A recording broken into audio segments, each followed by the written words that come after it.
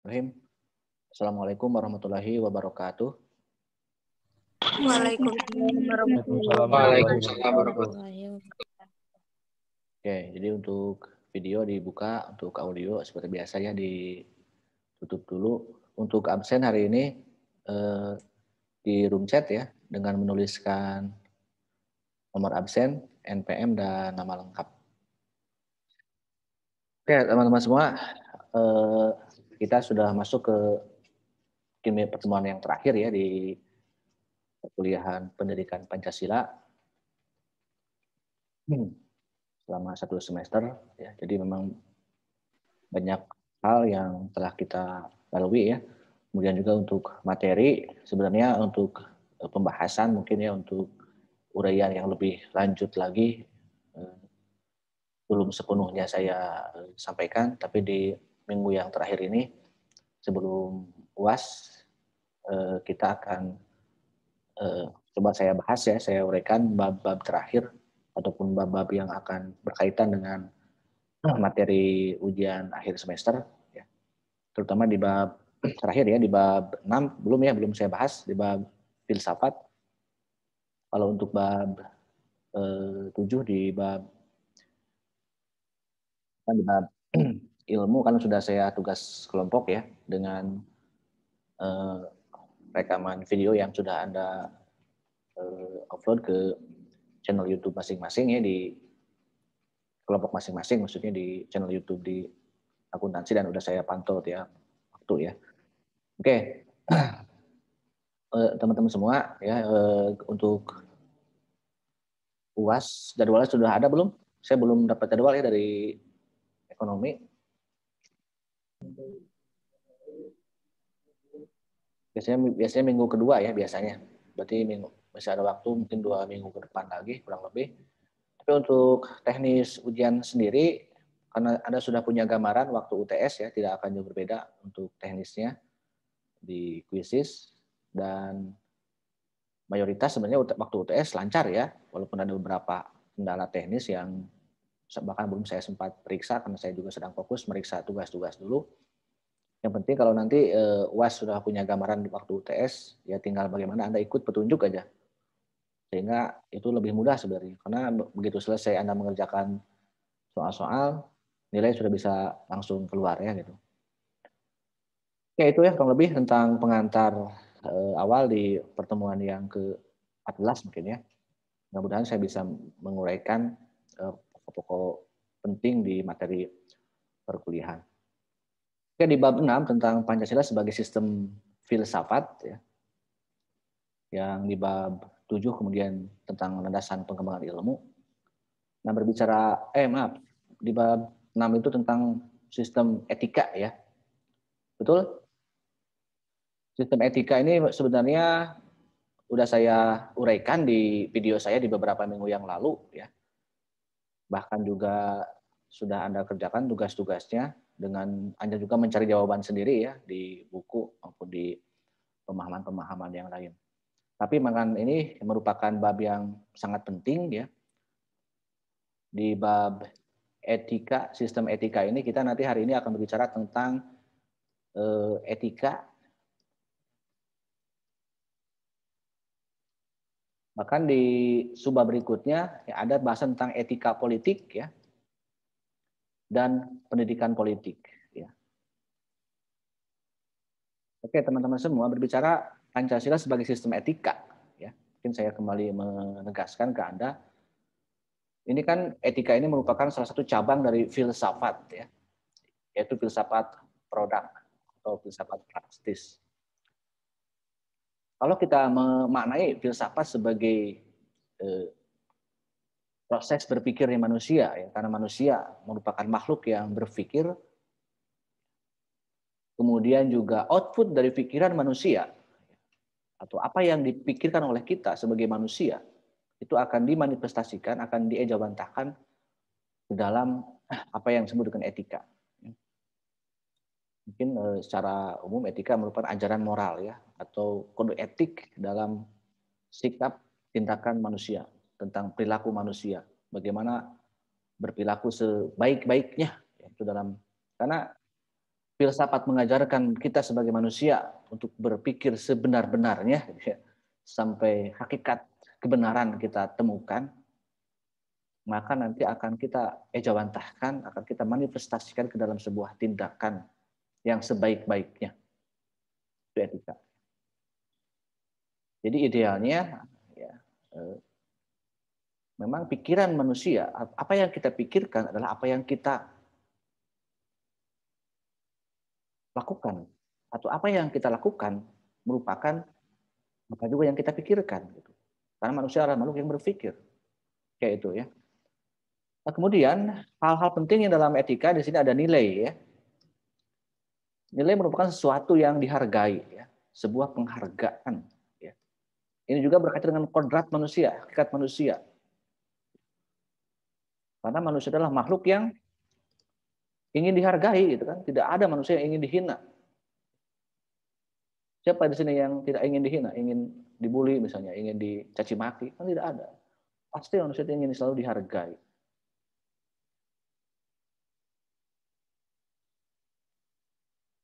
Jadi kalau selama ini kita merasa kok seperti ini hidup misalnya, orang tidak respect, tidak empati ke kita, ya kita berpikir, kita merenung gitu kan, kita introspeksi diri sejauh mana ya kita ini sudah menjadi manusia yang berharga atau belum kan gitu.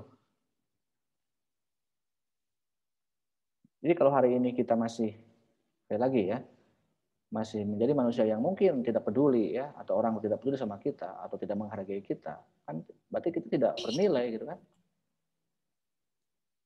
Sehingga sebagai manusia kita harus meningkatkan derajat, kualitas, harga sebagai manusia. Kalau kita ingin dihargai, kalau kita ingin bernilai ya. Sehingga manusia itu berlomba-lomba untuk mendapatkan penghargaan ya, atau supaya dihargai. Makanya ada beberapa jenis nilai ya, sudah saya Anda baca juga mungkin ya, ada beberapa tokoh yang apa Toro, Edwards dan sebagainya. Contoh misalnya salah satu contoh ya, dalam kehidupan ya, ada nilai ekonomis misalnya, karena Anda adalah fakultas ekonomi. Dalam kehidupan ya, orang kaya dan orang miskin itu mana yang lebih dihargai?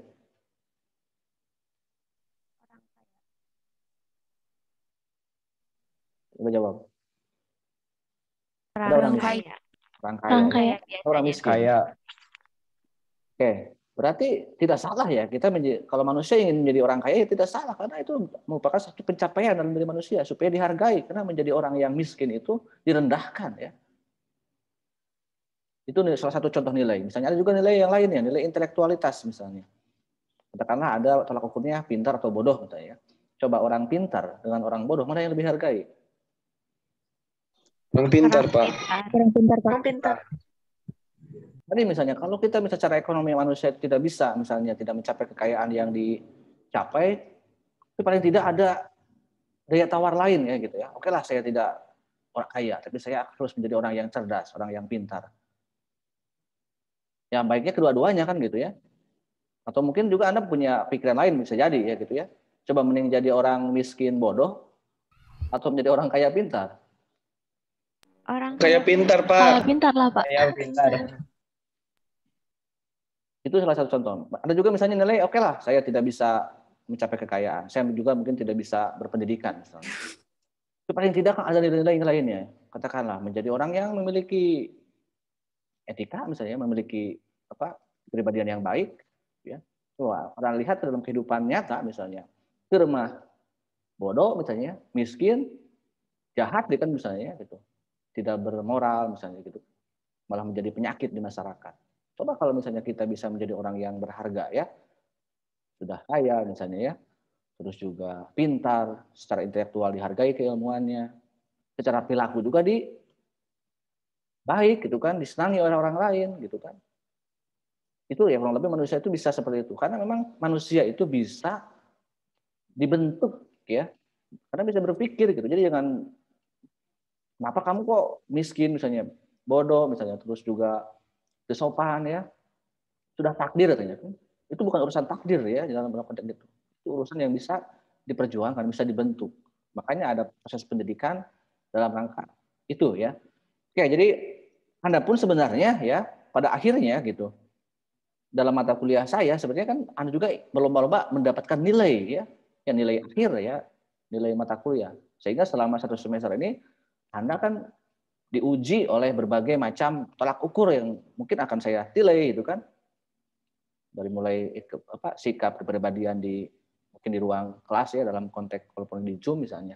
Apakah juga nanti hasil-hasil ujian gitu kan, kehadiran, kedisiplinan sampai ke UAS UTS-nya. Nah, kalau nanti sudah keluar nilai dari saya misalnya, itu kan bentuk pertanggungjawaban yang harus Anda pertanggungjawabkan. Itu adalah bentuk penghargaan saya kepada Anda selama 1 semester ini. Sehingga kalau Anda mendapatkan nilai yang bagus, yang maksimal, ya harus bisa Anda pertanggungjawabkan ya, baik secara moral mungkin ya, maupun secara akademis gitu kan, secara intelektual harus Anda pertanggungjawabkan. Ini adalah bentuk penghargaan. Oke, lah itu tentang nilai ya. Yang kedua juga dari nilai tersebut ada yang disebut dengan norma ya. Nah ini norma. Norma mungkin saya membahasakannya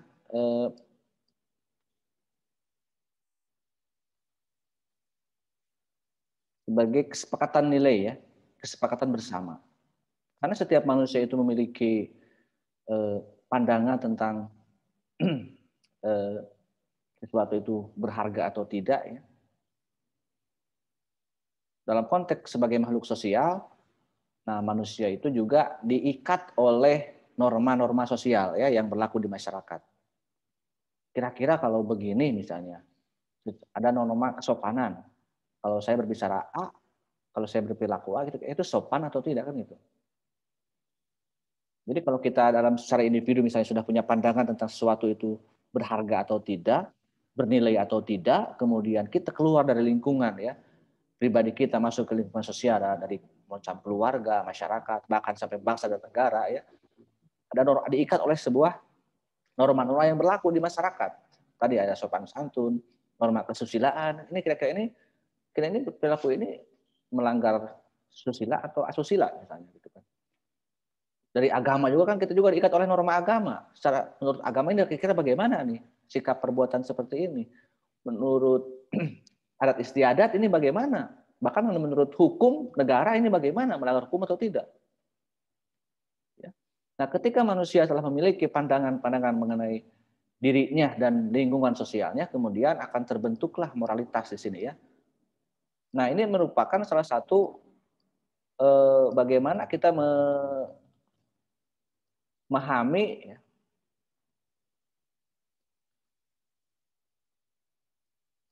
apa yang ada dalam diri kita ya. Baik karena berpikir ini menggunakan mindset ya, pikiran, dan juga manusia kan memiliki ranah kan kalau berfilsafat kebenaran ya. Kebenaran itu dalam arti filsafat itu kan cinta dan kebijaksanaan ya, kebijakan, kebajikan. Berarti hati kan simbol cinta itu. Kan jadi menggunakan hati dan pikiran sebenarnya ya. Berpikir sedalam-dalamnya ya, hati pun ya sedalam-dalamnya gitu kan. Itu proses filsafat. Jadi ketika kita mau berperilaku pun ya, apakah kita ini menggunakan hati atau menggunakan nurani atau menggunakan pikiran gitu kan. Sampai terbentuklah moralitas yang akan menjadi penuntun kita dalam bertingkah laku ya di sini dari ketiga hal ini. Mungkin lebih jauhnya lagi di sini nanti akan kepada karakter ya, kepribadian ya.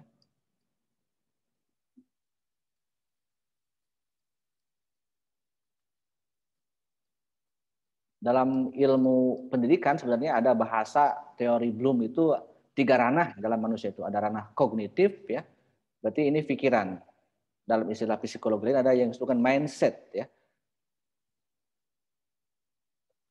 Selain kognitif ada afektif. Nah, dunia afektif sebenarnya dunia ini ya, nilai, norma dan moralitas. Dan moral itu afektif. Bagaimana kita ini ngaji diri kalau dalam bahasa Sunda itu ya, memahami diri kita sendiri.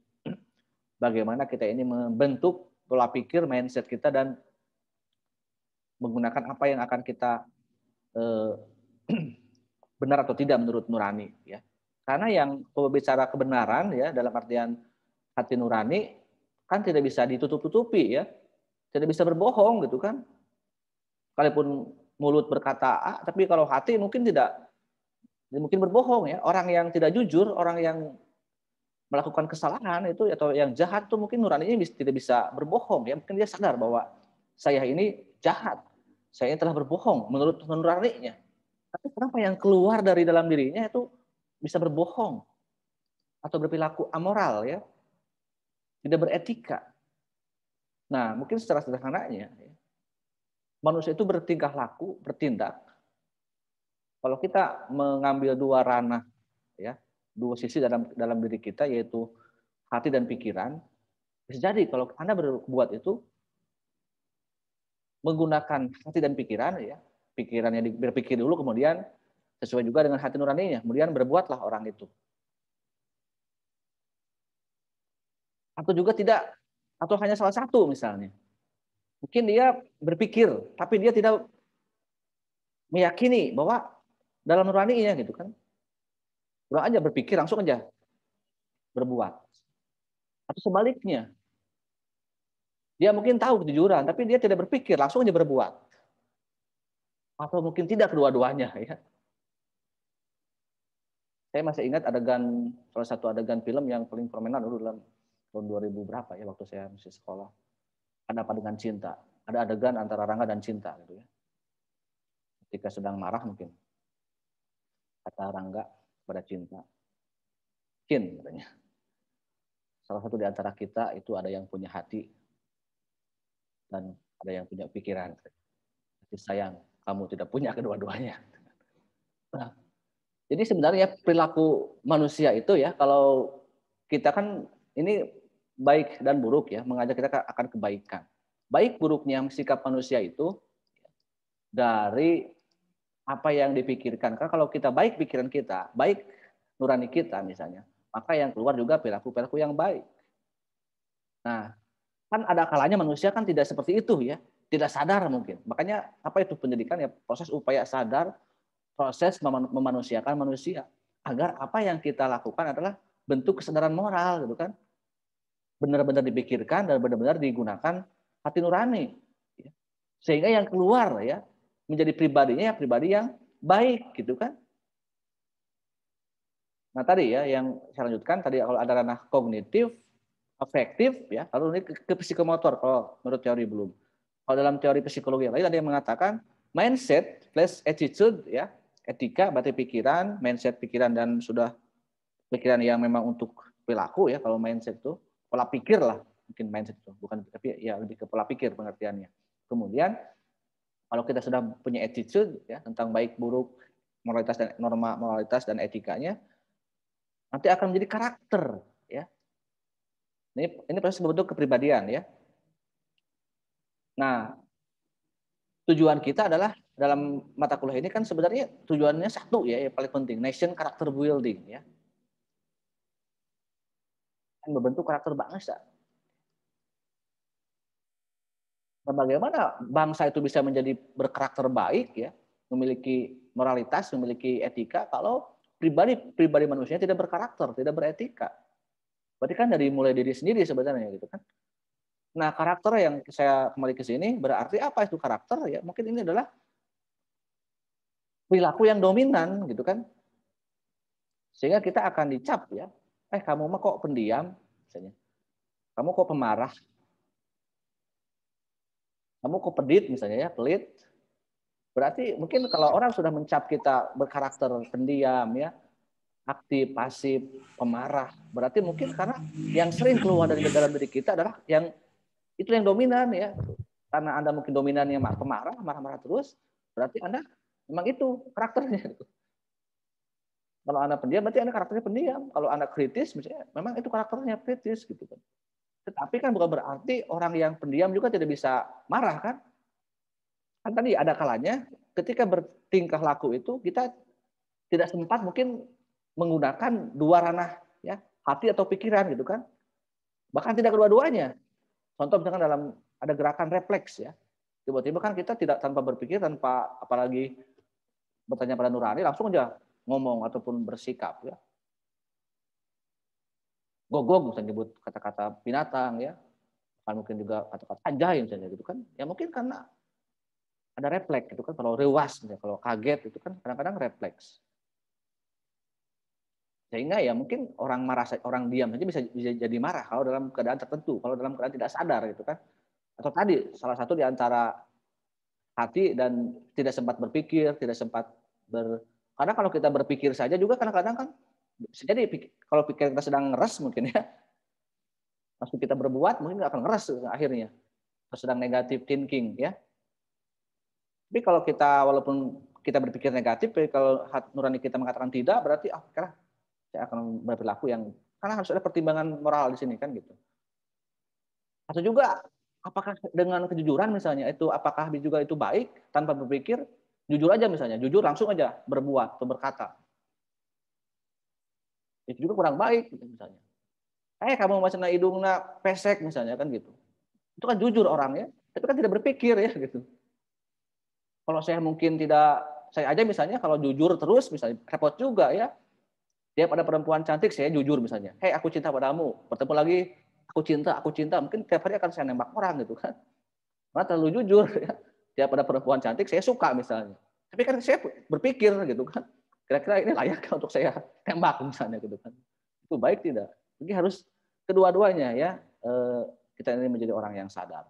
Sebaliknya juga kan orang yang pendiam itu kadang-kadang dia bisa marah dan sebaliknya. Atau orang marah juga bisa diam. Ya kadang-kadang ya kita bisa dibentuk oleh itu, oleh situasi ya, oleh keadaan. Makanya harus menjadi orang yang sadar ya, harus menjadi manusia yang sesungguhnya, manusia yang seutuhnya. Karena itu akan dibentuk ya. Dan idealnya itu kan dalam konteks apalagi kita orang yang berpendidikan ya. Ini mungkin juga renungan bagi kita ya.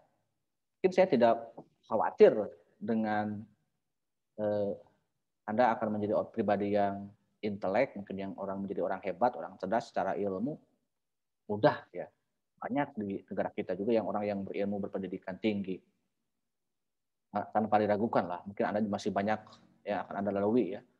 Berapa buku yang akan Anda baca, mungkin ratusan buku, ribuan atau puluhan mata kuliah masih Anda nanti ya di semester 2 sampai semester akhir nanti. Untuk memupuk kemampuan intelektual Anda dalam keilmuan ya Anda. Tapi yang berat adalah bagaimana ya lulus kita ini ujian moral ya kan gitu ya, menjadi pribadi yang baiknya kita ini bisa atau tidak, ini yang berat ya. Memang idealnya kan semakin tinggi pendidikan seseorang itu semakin baik juga akhlaknya ya, perilakunya. Itu kan tidak menjamin ya. Nanti akan bahas dengan setelah ini ya gitu. Ada bukti-bukti bahwa tidak menjamin apa yang menjadi capaian pendidikan seseorang itu akan menjadi jaminan pencapaian moralitas seseorang itu juga ya. Oke, itu ya kurang lebih ya inti dari etika ya. Mungkin di teori-teori yang lain ada tentang etika, tentang geneticus objectivus, geneticus subjectivus ya. Kemudian juga ada tentang bagaimana menjadi actus humanus ya, menjadi manusia dalam pembentukan etika Pancasila. Tapi mungkin sudah Anda kerjakan ya, beberapa pertanyaan sudah mengarah ke sana. Saya hanya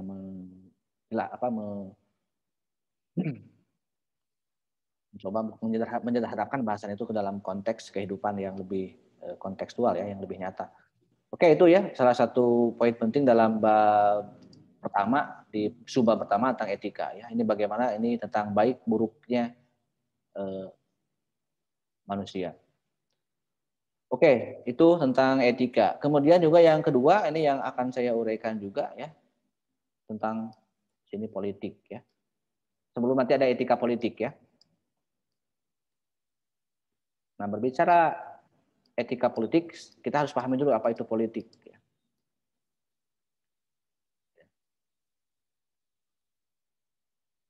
Ada dimensi politis ya manusia. Selain ini juga berbicara manusia ya. Kita berbicara politik, berbicara juga kita sebagai manusia. Tapi sebelum saya lanjut ya, berbicara politik, apa-apalah. Anda mungkin sudah baca, Anda juga mungkin sudah sering mendengar istilah politik. Kira-kira itu apa sih politik itu?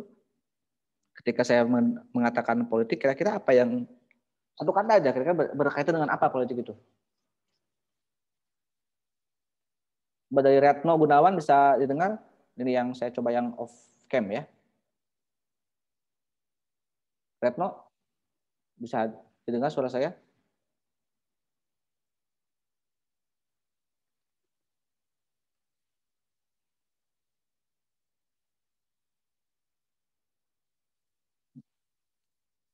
Atau juga siapa nih yang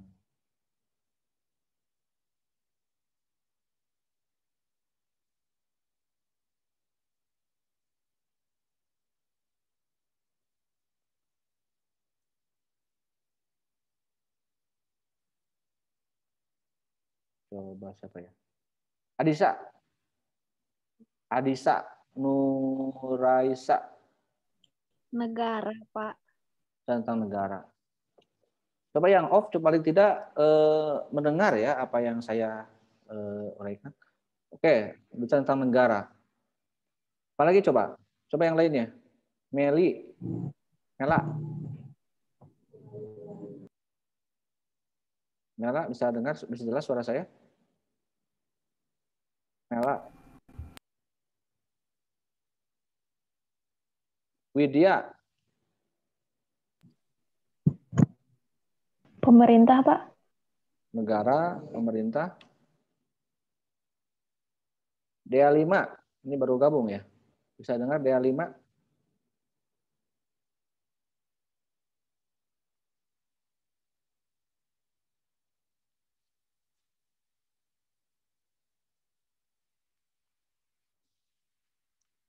Silva.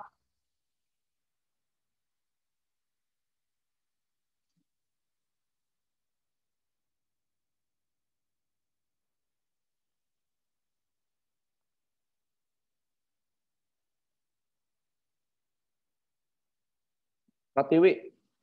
Satu kata aja. Kekuasaan. Kekuasaan. Apalagi? Parisa.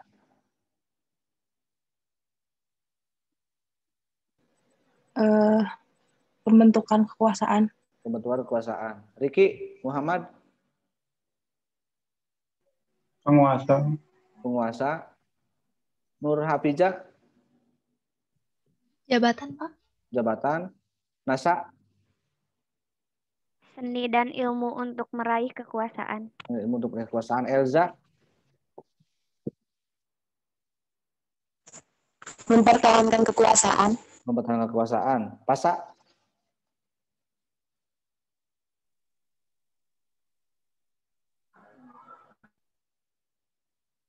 Pasa Anissa. Monopoli, Pak. Monopoli. Artis Dwi. Artis. Atis. Suatu sistem, Pak. Sistem. Abi. Strategi, Pak. Strategi. Ayu. Susi. Tidak dengar Ayu Susi yang ada suaranya.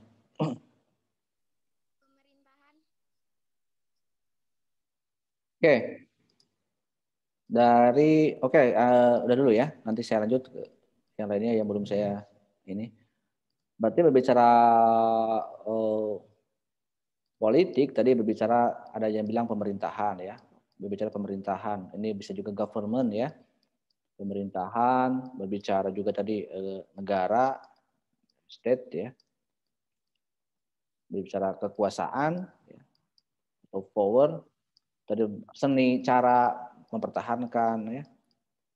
Ataupun juga strategi. Mungkin kita sering mendengar istilah politik ya berkaitan dengan masalah-masalah politik kenegaraan ya, politik kekuasaan yang berkaitan dengan perebutan tadi jabatan ya, kekuasaan jabatan dalam artian politik praktis ini bahas. Sebenarnya selain politik praktis, Revisi benar di situ ditanya. Datanya tadi juga benar-benar kita semua. Oke, tolong ditutup dulu. Yang sedang siapa nih yang dapat golongan darah CRP. Darah berdua.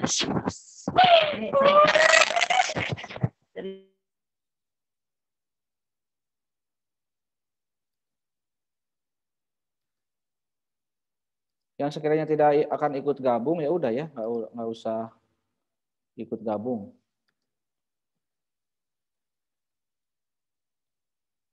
Yang sekiranya tidak mau bergabung ya udah nggak perlu ikut kuliah. Oke, saya lanjut ya.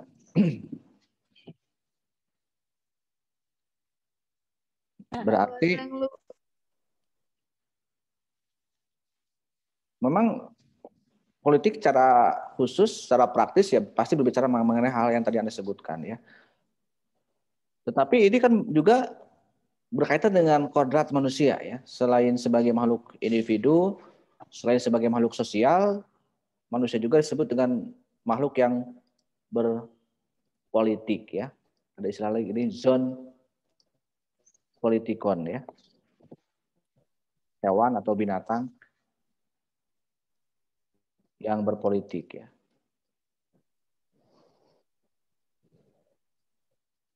Manusia itu memang ya, makhluk yang berpolitik. Kalau tadi Anda berbicara strategi, berbicara kekuasaan, ya.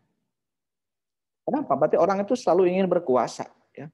Terbentuk seni, misalnya, cara untuk berkuasa. Karena kekuasaan itu sebenarnya tidak hanya dalam arti perebutan kekuasaan di dalam kehidupan bernegara, ya. Dalam konteks kehidupan sosial yang paling kecil, juga pasti ada kekuasaan, ada pengaruh, ya. Coba kalau seandainya nih, saya mau tanya lagi ya. Kalau kita punya pendapat, sedang diskusi misalnya di kelas, sedang ada musyawarah, Anda punya ide, punya gagasan, itu lebih suka diterima atau lebih suka ditolak? Anda punya ide misalnya. Ide Anda oleh teman-teman tuh kira-kira lebih senang diterima, lebih senang ditolak? Diterima, Pak. Kenapa lebih senang diterima? Kenapa lebih senang diterima? Merasa dihargai. Merasa dihargai, diapresiasi. Berarti kita kembali ke sini ya. Berarti kenapa kita ini selalu ingin berkuasa, selalu ingin dihargai? Karena ya tadi ke sini kan kita juga sebagai setiap manusia itu pasti ingin dihargai kan ke sini sebenarnya ya. Sehingga memang ini dimensi yang sama, dimensi yang selain tadi ya, berbicara ingin dihargai juga kan pada akhirnya orang itu ingin tidak akan ada kepuasan dalam mencapai sebuah kekuasaan ya. Jadi orang itu sebenarnya dalam kehidupan politik itu berlomba-lomba untuk strategi untuk supaya berkuasa. Atau mungkin naluri dimensi politis manusia itu kan naluri, ini kan naluri itu bisa karena belajar atau bisa karena kodrat ya. Anak kecil saja sebenarnya sudah punya naluri ya kalau kita berbicara dari dasar manusia, misalnya ada anak kecil. Ketika ada orang tuanya, ada tamu misalnya di ruang tamu. Tiba-tiba anak kecil nyamperkeun atau menyamperi orang tuanya. Tiba-tiba orang tuanya sedang ngobrol sama tamu, tiba-tiba ayah, ibu, minta jajan misalnya. Coba anak kecil minta jajan ke orang tua, sementara orang tuanya sedang ada tamu. Dan itu sering terjadi sebenarnya gitu kan. Anak kecil kalau minta jajan kok senangnya kalau sedang ada tamu gitu. Lah dikasih misalnya. Berarti kan sudah punya naluri, sudah punya trik ya, seorang anak juga misalnya. Ada kalau misalnya minta jajan nggak ada siapa-siapa, kadang-kadang sok marah orang tua gitu. Biasanya kalau ada tamu sok malu orang tua biasanya, sok kasih aja gitu kan, tanpa berpikir dulu. Itu kan sebenarnya naluri manusia dari konteks waktu balita pun kan sudah ada seperti itu. Apalagi kalau sudah besar gitu kan, kalau sudah dewasa. Anda saja lebih senang dihargai daripada dihina misalnya. Kalau Anda berpendapat ataupun berdiskusi, bermusyawarah, berarti kita ini punya naluri untuk berkuasa ya. Sehingga ya orang itu wajar ya kalau kita Anda lihat, kenapa sih orang berlomba-lomba mendapatkan kekuasaan ya? Mungkin yang kita lihat hanyalah perebutan jabatan dalam pemerintahan ya, eksekutif, legislatif. Mungkin kalau Anda lihat ke dunia lain pun, ke ranah-ranah kantor-kantor swasta pun sebenarnya orang berebut jabatan ya, menjadi ketua, menjadi sekretaris, semuanya itu kan orang berlomba-lomba ya, mempunyai pengaruh tanpa dibatasi oleh usia ya. Anak kecil pun tadi ingin berpengaruh, ingin punya trik gitu kan. Bahkan selama orang masih hidup saya yakin orang itu akan terus nantiasa berkuasa ya. Bahkan kalau sudah berkuasa, manusia itu cenderung ingin mempertahankan kekuasaannya. Kalau sudah berkuasa akan selamanya ingin berkuasa. Mau tidak percaya, kita kembali ke zaman masa lalu ya. waktu zaman feodalisme, zaman raja-raja kan. Sapaena ya, seumur hidup menjadi raja. Berarti kan manusia itu punya sana ya. Bahkan setelah meninggal pun raja tersebut tidak mau diberikan ke yang lain. Harus sama orang anaknya mungkin, keturunannya atau siapapun yang jangan orang lain lah gitu. Yang penting dia pewaris tahta ya. Bahkan dalam konteks kehidupan modern pun di Indonesia misalnya, setelah zaman kerajaan kita kan masuk menjadi negara modern Indonesia. Soekarno kan tahu sendiri sudah saya uraikan ya. Tiba-tiba dia mengangkat diri sebagai presiden seumur hidup. Berarti kan dengan cara apapun orang itu akan senantiasa bertahan. Pak Harto pernah menjadi presiden selama 32 tahun. Berarti juga itu tidak dibatasi oleh jadi tidak puas-puasnya ya. Serakah manusia itu. Sehingga ya begini 3M ya. Bagaimana cara untuk merebut memperoleh atau mendapatkan. M yang pertama, M yang kedua adalah merebut, kalau perlu direbut aja misalnya. Yang ketiga yang sudah berkuasa pun ingin mempertahankan gitu kan. Jadi seni merebut, mendapatkan, memperoleh dan mempertahankan kekuasaan. Ya, itulah politik. Orang yang belum berkuasa bagaimana cara mendapatkannya. Kalau perlu saya rebut. Yang sedang berkuasa pun bagaimana supaya tetap bertahan dalam kekuasaannya. Dengan berbagai cara ya. Apapun bisa dilakukan. Tidak peduli siapapun ya. Apapun halal ya. Banyak para filsuf-filsuf politik yang mengatakan hal itu. Cicero ya di abad filsuf-filsuf zaman-zaman kuno. Zaman abad modern pertengahan ada Machiavelli ya. Manusia itu seperti serigala yang akan memangsa manusia yang lainnya. Kalau sudah berkuasa ya, segalanya dapat dilakukan, menghalalkan segala cara. Sehingga ada tokoh politik juga yang mengatakan dalam politik itu tidak mengenal tidak ada kawan yang abadi. Ya.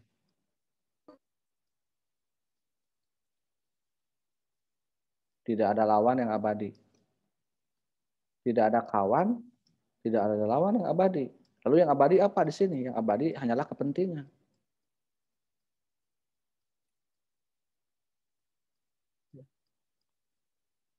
Saling sikut sana, sikut sini ya. Ngomong kadang ngomong A, besok ngomong B ya. Meyakinkan orang kan itu seni ya. Penting berkuasa aja dulu ya. Urusan siapa kawan, siapa lawan urusan nanti ya. Yang penting kekuasaan dulu. Urusan untung rugi, apakah orang itu diuntungkan, itu dulu. Yang penting saya berkuasa dulu, tidak peduli. Kalau perlu saya bunuh orang yang akan menghambat saya. Jadi halal kan gitu segalanya pun demi berkekuasaan itu. Mau saling menghina, saling mengejek itu hal yang biasa mungkin. Bahkan saling membunuh pun silakan. Yang penting kekuasaan, tidak peduli. Siapa yang dibunuh? Apakah teman, kerabat, suami, istri, anak? Boleh siapapun dulu. Yang penting kekuasaan dulu. Urusan lain menanti. Itu banyak terjadi. Saling mengkhianati, saling janji itu hal yang biasa dalam kehidupan. Memang secara karena manusia ya semuanya pun manusia. Kalau kita merenung lagi ya manusia itu dalam filsafat juga dikatakan apa itu manusia adalah makhluk yang misterius. Ya. Makanya jangan percaya sama manusia ya. Jangan percaya pada politisi gitu kan. Jangan percaya pada pejabat. Makanya saya ini bukan tipe laki-laki setia ya. Buat apa saya setia sama perempuan? Mungkin yang sekarang ngomong setia besok mengkhianati dan banyak perempuan yang telah mengkhianati saya misalnya gitu kan. Kalau Anda punya teman mungkin tidak terlalu percaya sama teman ya. Sekarang teman mungkin besok mau menjadi kawan. Sekarang berjanji mungkin besok mengkhianati. Ya. Ya itu ya manusia akan seperti itu ya. Harus siap ya. Siap dicintai, siap dikhianati ya, siap berjanji, siap mengingkari ya. Emang apalagi demi kekuasaan, demi kepentingan ya orang bisa saja ya mengingkari janji ya. Jadi bisa buta segalanya dalam kekuasaan itu ya. Yang kawan bisa jadi lawan, yang lawan bisa jadi. Ada kita lihat ya. Siapa yang menduga misalnya waktu Pilpres 2014, 2019 ya, begitu hebatnya pertarungan politik di Indonesia. Prabowo PS Jokowi ya. Sampai ke mengakar ke pendukungnya yang sama-sama fanatik ya. Cebongers dan Kampret itu ya. Tiba-tiba 2019 setelah Pilpres Pak Prabowo masuk ke kolam, nyebur katanya, nyebur ke kolam ya. Masuk menjadi cebong misalnya, masuk ke istana Jokowi. Menjadi teman. Pak Sandi juga sama misalnya ya. Masuk menjadi menteri di akhir tahun kemarin. Ya mungkin dulu pernah bagian dari Jokowi juga banyak yang sudah keluar dari pemerintahan. Bahkan menjadi lawan Pak Jokowi, menjadi berbeda lagi pandangan politiknya. Berarti kan bisa seperti itu. Dalam kehidupan politik itu bisa. Itu hal yang biasa, yang mungkin bisa dianggap wajar kalau hanya berbicara masalah tadi ya, tentang koalisi atau putus nyambung ya, hubungan politik itu kan bisa sama aja dengan hubungan pertemanan persahabatan ya. Kadang bisa putus, kadang bisa nyambung ya, dalam kehidupan politik pun seperti itu ya. Makanya jangan terlalu percaya pada politisi ya. Makanya harus menjadi orang yang kritis, itu adalah ini pentingnya gitu kan. Jangan terlalu terjebak dalam nuansa cinta kepada manusia gitu kan, pada pejabat publik ya, karena mereka itu berpolitik ya untuk kekuasaan ya. Apakah dia mau pura-pura menjadi baik, pura-pura menjadi merakyat misalnya, itu urusan-urusan, yang penting kekuasaan tercapai sebenarnya kalau kita mau jujur ya ke dalam konteks kehidupan tujuan mereka berpolitik ya untuk itu. Oke, itu ya. Jadi ada dua dunia yang sangat jomplang gitu ya dalam kehidupan politik itu ya. Dan orang tidak akan punya merasa kepuasan ya. Tidak menjamin orang yang sudah kaya raya pun itu akan puas ya. Karena yang sekarang berambisi menjadi penguasa kan secara ekonomi mungkin tidak ada selesai urusan ekonomi ya. Banyak konglomerat yang menjadi politisi ya. Mungkin juga Pak Jokowi juga seorang pengusaha sukses ya. Pengusaha kayu sukses, mungkin dia tidak ada urusan lagi dengan urusan kebutuhan pribadi anak-anak, istrinya ya. Apalagi juga mungkin Pak Prabowo, Pak Sandi ya, bahkan semua konglomerat ya, seperti Surya Paloh, Abu Rizal Bakri ya. Semualah saya terlibat sekarang. Pemilik media-media juga itu semuanya masuk ke Haritanu ya, ke partai politik atau mendukung partai politik. Untuk apa coba? Mereka sudah kaya, sudah punya harta. Tapi mereka kan belum punya kepuasan yang lain, yaitu tahta, gitu kan ya. Ada kebutuhan yang lainnya, itu kekuasaan. Jadi jangan disalahkan, itu hak. Jangankan mereka, kita pun punya hak ya, nggak apa-apa ya. Makanya dalam kehidupan bernegara ini jangan melarang orang lain ya. Mau dia ngapain, selama tidak merugikan ya, kenapa harus kita larang ya? Kan kata hukum juga dikatakan setiap warga negara itu bersamaan kedudukannya di mata hukum dan pemerintahan. Makanya saya tidak setuju kalau misalnya agama tidak boleh, misalnya, ulama tidak boleh berpolitik. Kalau ulama tidak boleh berpolitik, kalau preman boleh misalnya ya, penjahat boleh. Semua manusia tidak diskriminasi ya. Apakah dia ulama, apakah dia umaro, apakah dia pengusaha, apakah dia rakyat biasa. Sama-sama punya hak, sama-sama manusia ya, harusnya sama haknya gitu kan. Jangan ada pemisahan-pemisahan ya. Kalau kita mau jujur dalam bernegara. Oke, itulah. Jadi kalau kita berbicara politik, mungkin kalau kita lihat secara praktis, mungkin ini bicara neraka ya. Bagaimana orangnya berbuat seenaknya demi kekuasaan, menghalalkan segala cara. Ya mungkin lebih ngeri ya, jahat. Sedangkan kita ini dalam etika, ini surga mungkin ya. Supaya menjadi pribadi yang baik, supaya kita dibentuk menjadi ahli surga mungkin seperti itu ya. Lalu bagaimana ya? Dalam kehidupan kedua-duanya ada. Baik etika maupun politik. Kalau kita pisahkan.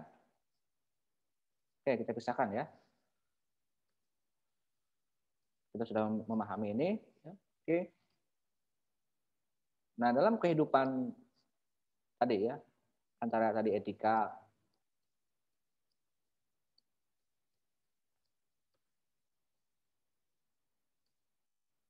politik, ya. Politik, mau tidak mau ini hal yang sangat penting ya. Siapapun itu adalah manusia, itu adalah makhluk yang berpolitik. Apakah Anda memang bukan, saya juga mungkin bukan politisi ya, bukan anggota partai, bukan pengurus partai, bukan calon, caleg, capres, caleg. Tapi kan kita juga berpolitik ya. Berarti ada kehidupan politik ini untuk negara sebenarnya, untuk mencapai kekuasaan negara. Kalau kita berbicara politik praktis, kenapa orang berlomba-lomba masuk ke dunia politik? Karena untuk menguasai negara, ya.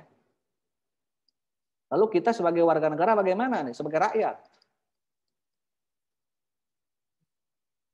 kita punya hak untuk ke sini, kan? Punya hak untuk ke sini.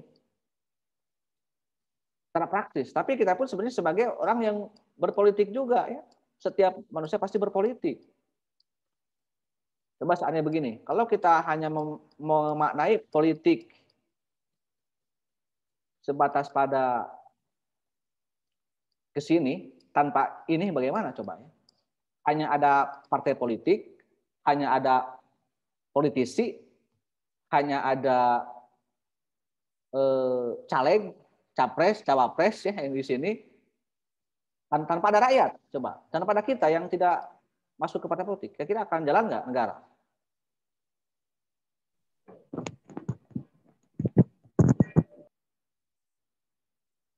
Coba, ada yang bisa bantu jawab, yang bisa aja.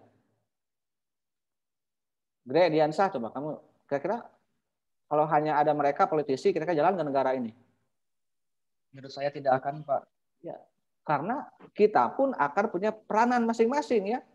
Ketika ada caleg, cawapres, cagup, cawagup, berarti ada tim sukses, ada pendukung, ada penyelenggara. Kan itu perannya masing-masing. Itu juga berpolitik.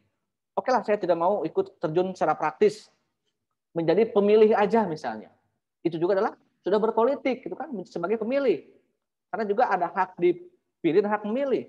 Itu juga adalah wujud dari perbuatan politik dengan menyalurkan hak pilih. Tidak mau misalnya apatis, golput, cuma aja ikut pemilu misalnya, nggak ngaruh siapapun jadi pejabat, gini-gini aja nasib negara mah. Gitu. Orang akhirnya apatis, tidak peduli. Tidak mau, diam aja. Dengan diam saja itu juga sudah wujud sikap berpolitik. Apa ya, diam gitu kan. Golput itu juga berpolitik, ya. Jadi jangan sok-sokan, ya, anti politik. Semuanya pun berpolitik, ya. Selama masih hidup, ya. Oke, jadi itu. Nah, kan saya coba persingkat, ya, biar waktu tinggal 10 menit lagi kurang lebih. Oke, ini ke sini dan untuk negara, ya, untuk yang menguasai negara. Lalu juga ada dimensi hukum di sini, ya. Untuk apa ada negara? Untuk membuat sebuah kebijakan. Kita anggap ini hukum, ya. Hukum kita artikan hukum positif, ya. Hukum kebijakan negara. Siapa yang membuatnya? Ya ini penyelenggara negara, penguasa tadi. Penguasa. Untuk apa ada penguasa? Untuk yang mengurus negara. Apa produknya? Yaitu kebijakan, hukum, artian, ya.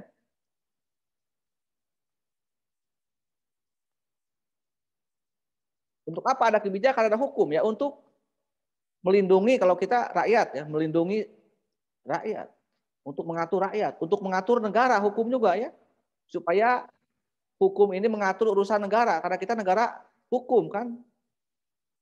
Indonesia adalah negara hukum. Untuk apa juga, ya, untuk mengatur urusan ini juga, ya. Oke lah, ini berkuasa, ada hak, tapi kan ada aturannya, ya, hukum lagi kan kembali ke sini.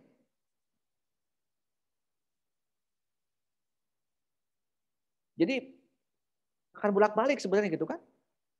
Pentingnya politik karena yang akan mengurus negara membuat aturan negara. Untuk kita juga, ya. Untuk mereka juga. Nah, ini, ya. Inilah kebijakan ekonomi, hukum, politik, keadilan, segalanya di sini. Dari ini awalnya, dari sini juga dari rakyat. Nah, kalau kita mengenai politik sebagai tadi, ya, orang berebut, yang penting berkuasa, apapun dilakukan, ya, dengan cara-cara tadi, ya, saling mengkhianati, saling menyakiti, saling menjolimi, ya, ada politik uang di sini, ya, ada kecurangan, karena ya, tidak peduli itu. Yang penting ini kan tercapai kekuasaan ke sini, nggak peduli tadi. Sehingga kalau misalnya politik tadi penuh kecurangan, penuh ketidakjujuran, ya, penuh sikut sana sikut sini, dengan segalanya ini dilakukan seperti kekuasaan.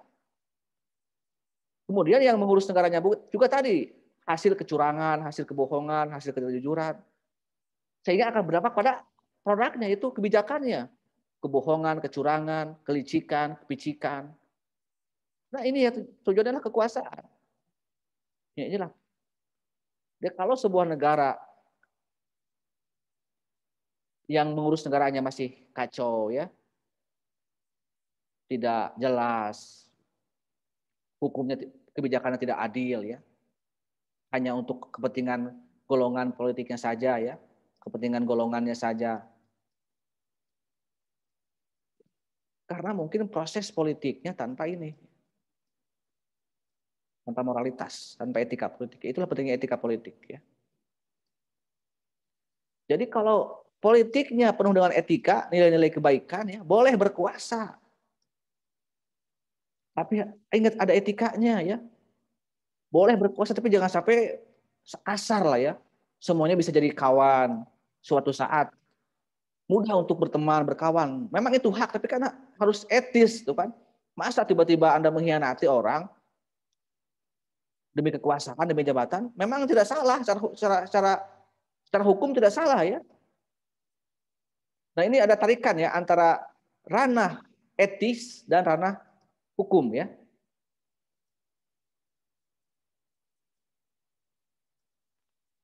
Ranah etik dan ranah hukum. Ini yang berat sebenarnya. Kadang orang hanya nggak apa-apa kok nggak melanggar hukum, tapi kan ada etika, gitu kan masalahnya. Nah, etika ini berat karena ini kesadaran moral ya. Berbuat kebaikan itu harus penuh kesadaran.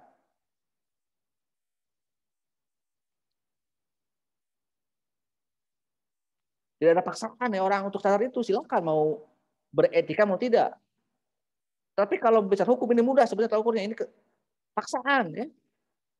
Karena ada aturannya.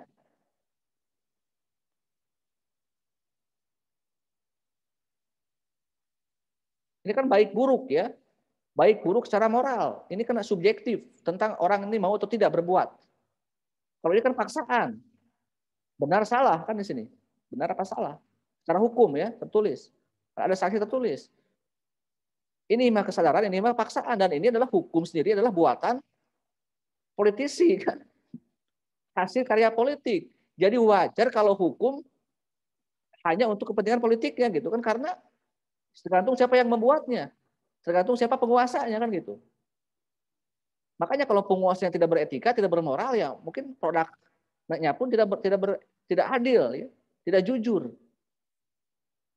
Berdasarkan hukumnya. Ya orang mungkin kalau berbicara konteks politik ya, kapanpun mungkin Anda bisa jadi musuh saya. Tidak ada melanggar ya. Ketika misalnya kemarin Pak Prabowo masuk ke kolam cebong ya, ke istana. Mas Sandi, mungkin secara hukum tidak ada larangan. Kan secara moral masa iya sih gitu ya. Kan ada para pendukungnya yang mungkin sudah setia supaya Prabowo Sandi itu diharapkan dapat menjadi jembatan ya bagi kelompok-kelompok yang mungkin tidak setuju dengan pikiran-pikiran Pak Jokowi dan rejimnya Pak Jokowi.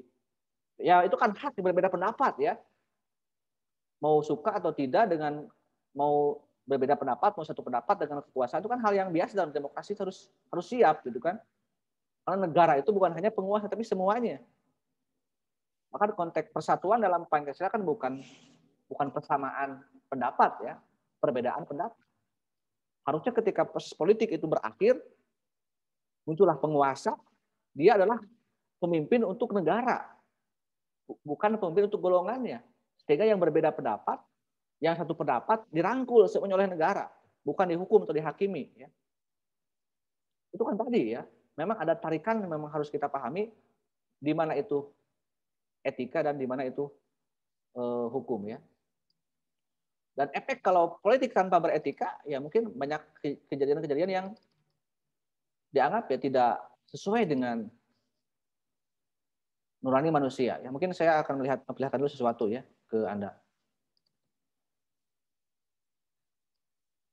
Apa ini?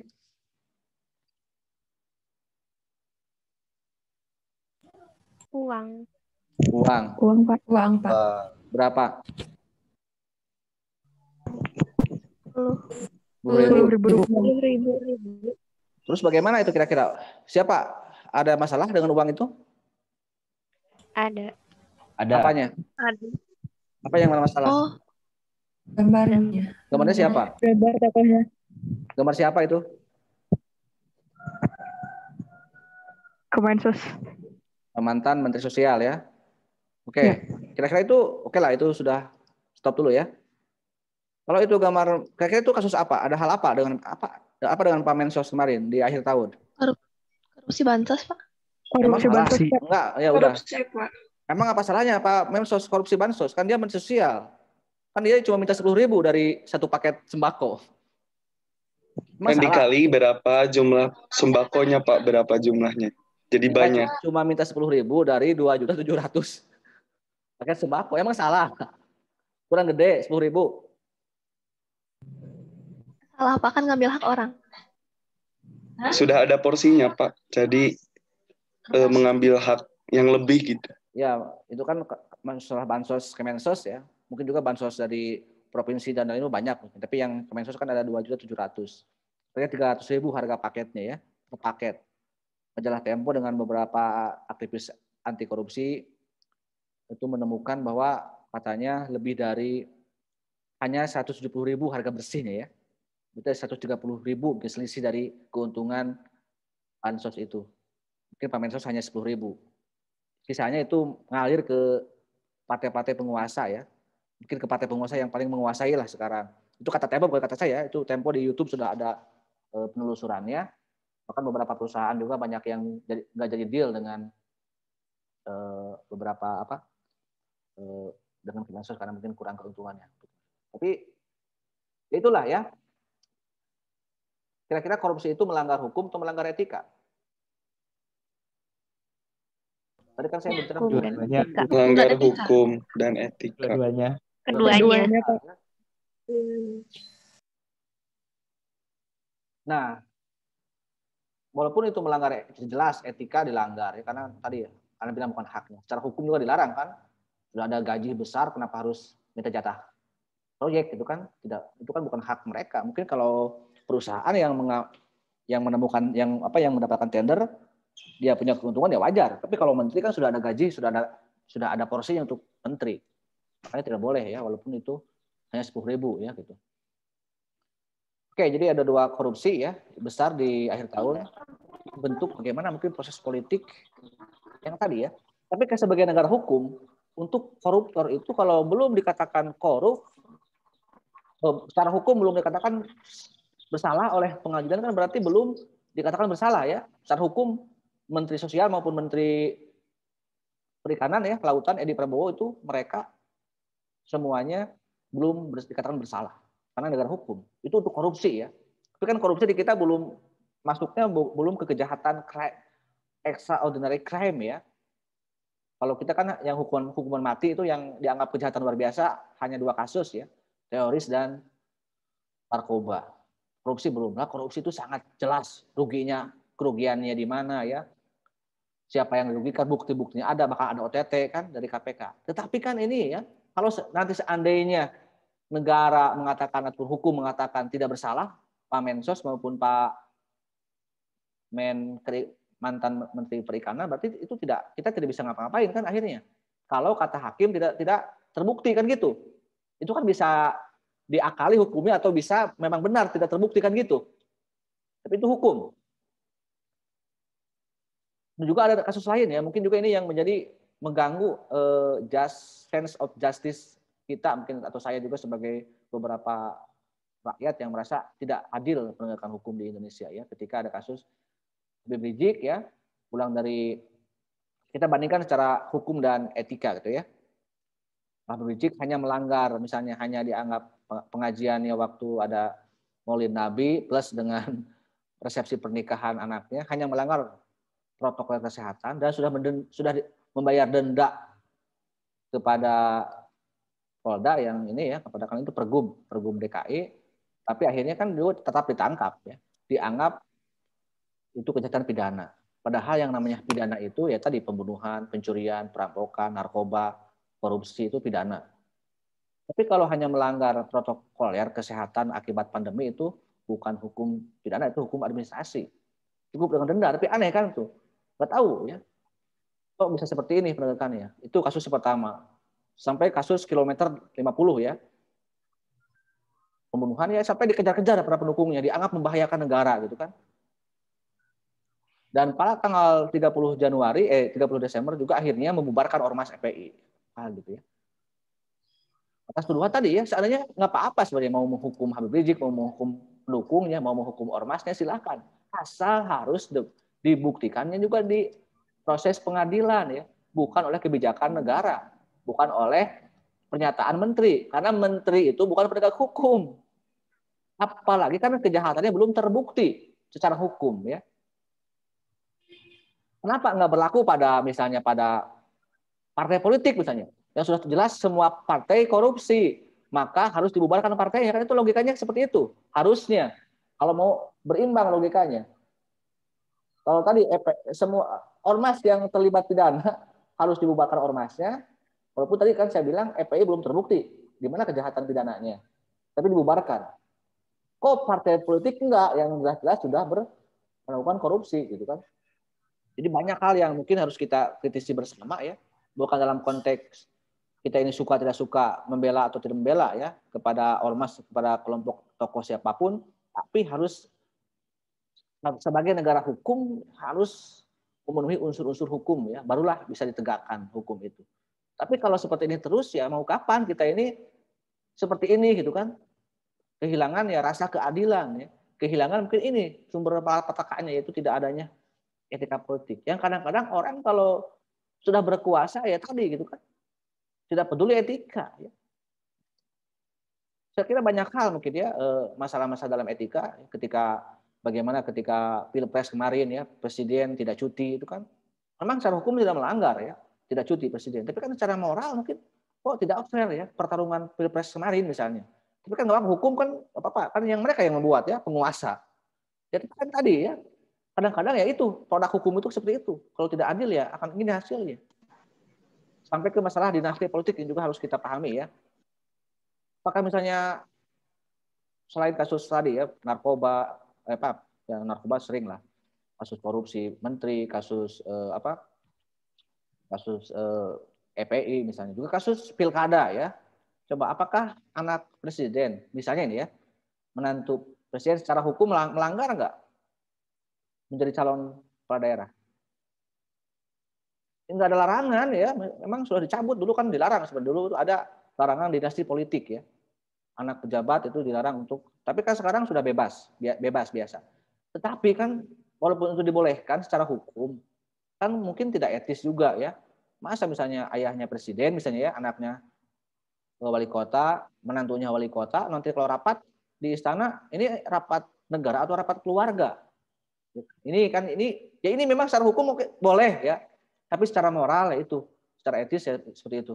Ya tapi itulah ya pentingnya etika politik, bukan tidak boleh kita berkuasa, tapi alangkah baiknya juga dengan cara-cara yang etis ya.